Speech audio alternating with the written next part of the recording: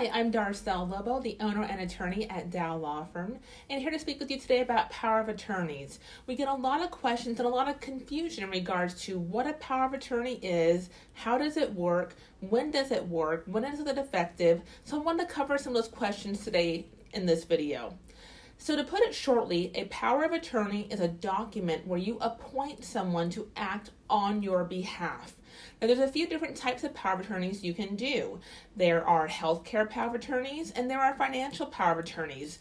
Those are the two that we usually use when it comes to our estate planning services for our clients. You can also use a power of attorney on a short-term basis. Maybe you're going to be unavailable, maybe you'll be out of the country.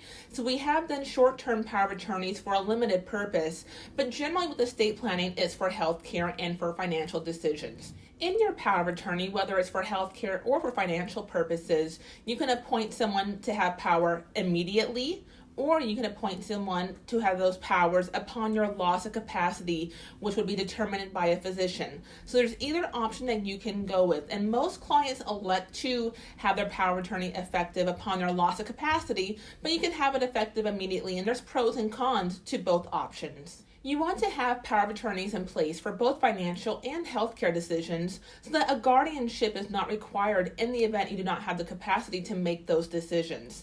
The time to prepare a power of attorney is when you do not need it. The time to do it is now.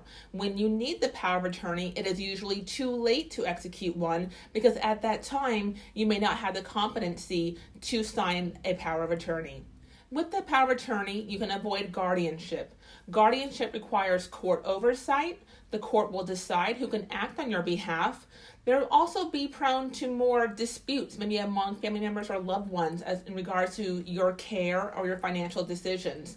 And there will be significantly more legal fees incurred in the guardianship process versus having a power of attorney effective and in place for your loved ones. Now, what type of powers might you grant in a financial power of attorney? Well, there's a wide array of different powers you can give someone, but generally speaking, we're looking at managing your bank accounts, paying all your bills. If you own any real estate, they can manage that real estate for you, and that would include buying real estate, selling real estate, refinancing real estate, renting out real estate. They can do all those things for you with the power of attorney. Also, payment of your debts, making sure that all of your affairs are in order, filing your taxes with the IRS on your behalf as your power of attorney.